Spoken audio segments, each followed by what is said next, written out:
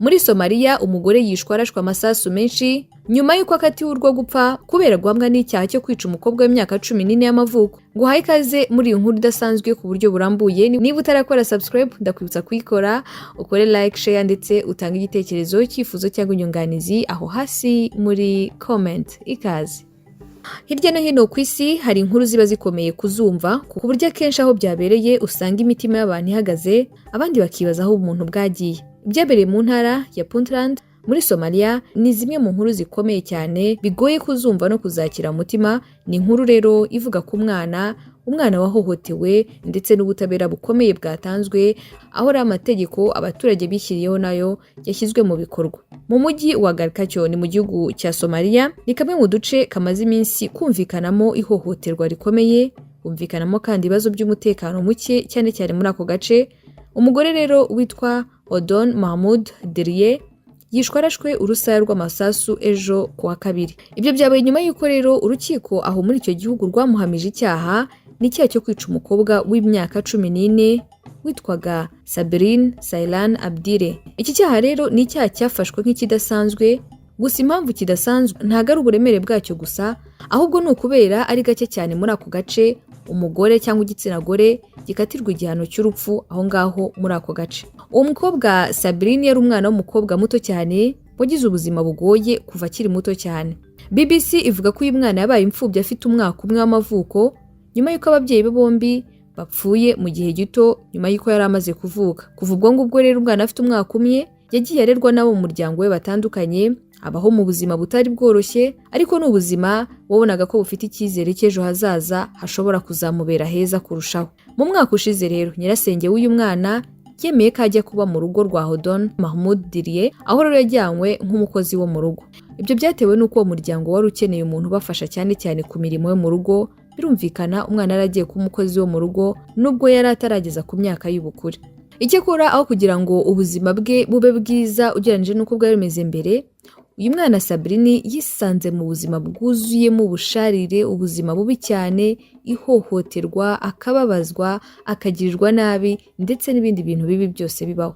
Mu iperereza rya polisi aho mu gihugu cya Somalia ryaje kugaragaza ko mu mezi 2 gusa uyu mwana ngo yari amaze muri urwo rugo, iperereza ngo ryaje kugaragaza ko yakorerwaga urugomo buri munsi, buri kanya, buri gihe, haba mu kumukomeretsa ku mubiri, amagambo amushengura umutima ndetse n'ibindi bibi byose. Bavuga ko uyu mwana ngo yakubitwaga inshuro nyinshi, agahabwa ibihano bikakaye, ibihano bikomeye ndetse bitari ku myaka ye, ndetse hakaba nubwo bajyaga bamwica urubozo mu buryo budasanzwe nka bimwe bikunda gukorerwa imfungwa z'intambara ndetse n'abandi banyabyaha. Kubera ibyo byose rero umubiri we baje kuwureba basanga hari ibikomere byinshi cyane, haba ku mutwe, ku biganza, ku maboko, mu mugongo, ku kibuno, ku maguru ndetse n'ahandi hose ku mubiri, bigaragaza ko mbere yo kwicwa uyu mwana yari yarabanje gukorerwa iyicarubozo rikomeye cyane. Hari ibimenyetso rero byagiye bigaragara, bimwe binakwirakwizwa ku mbuga nkoranyambaga, nibyo byarushijeho kuzamura uburakari bw'abantu, amarangamutima ndetse abandi bakuka imitima bavuga ko ibyakorewe uwo mwana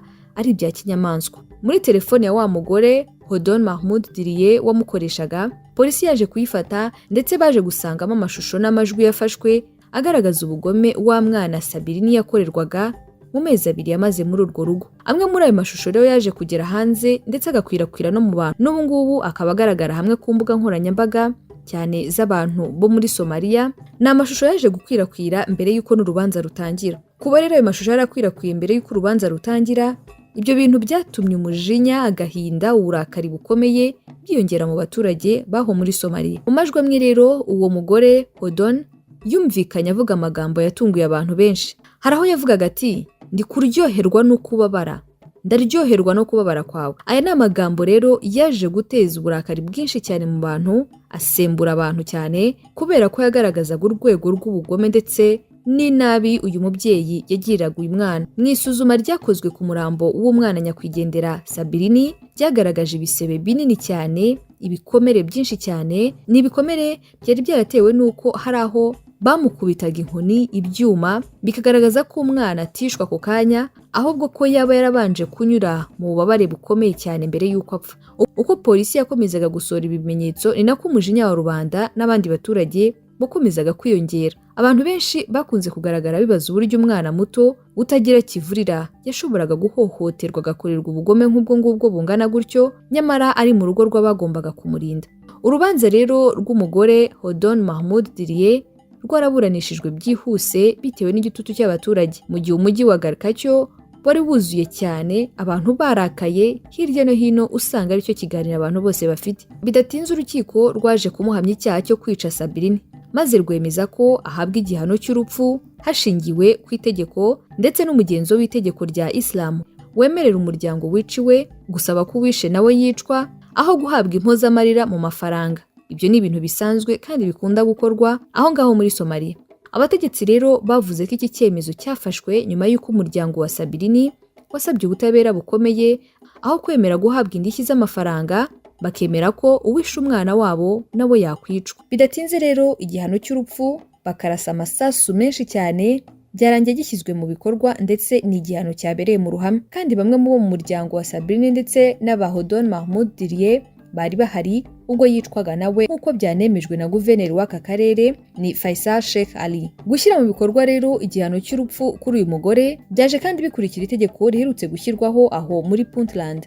Ni itegeko ryasohotse risaba ko amategeko ya Islam yashyirwa mu bikorwa ku manza cyane cyane z'ubwicanyi. Ibyo ngo bigakorwa mu rwego rwo guhangana n'ubwiyongere bw'ibyaha bikomeye byari bimaze igihe bigaragara aho muri ako gace ka Garkacyo. Abayobozi n'abategetsi batandukanye bavuze ko ari ubwa mbere mu myaka irenga 10 ibayeho umugore akatiwe igihano cyo gupfa kandi akicirwa aho muri ako karere ka Puntland kubera icyaha cyo kwica.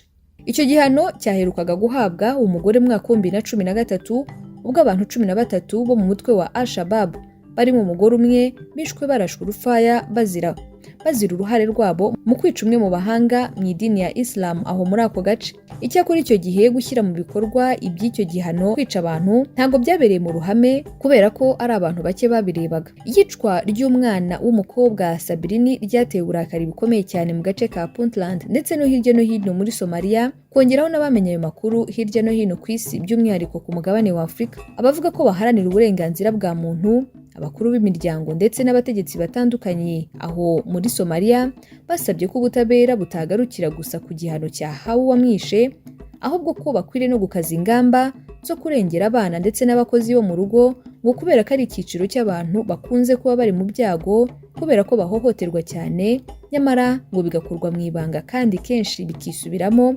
bakavuga ko hari n'ababura ubuzima ndetse amakuru ntamenyekane. Mu minsi yakurikiye urupfu rw'umwana Sabrini, abagore amagana n'amagana hamwe n'urubyiruko rutandukanye aho muri Somalia bakunze kugaragara mu myigaragambyo, by'umwihariko mu mujyi wa Garkacyo, aho bagaragaraga bafite ibyapa byanditseho amagambo asaba ubutabera kuri Sabrini wari waritabye Imana. Bakunze kugaragara basaba ko habaho impinduka zifatika kandi zikakaye cyane mu kurwanya ko abana bakomeza guhohoterwa, cyane cyane ku ihohoterwa rikorerwa mu ngo, kandi ko ababyeyi ndetse n'abandi bashinzwe kurera abana bakwiriye gufata inshingano zikomeye kurengera abana ndetse no kubarinda ihohoterwa. N'uyu munsi iyi nkuru ikomeje kuvugisha abantu, nubwo hari abavuga ko bafite uburakari bw'ibyo uyu mugore yakoreye umwana akagera n'aho asiga ubuzima, hari n'abavuga ko bidakwiriye ko nawe yari kwicwa. Bakavuga ko amategeko y'umuryango n'ay'idini adakwiriye guhabwa agaciro cyane mu nzego z'ubutabera, ahari igihugu gifite ubuyobozi ndetse n'izindi nzego.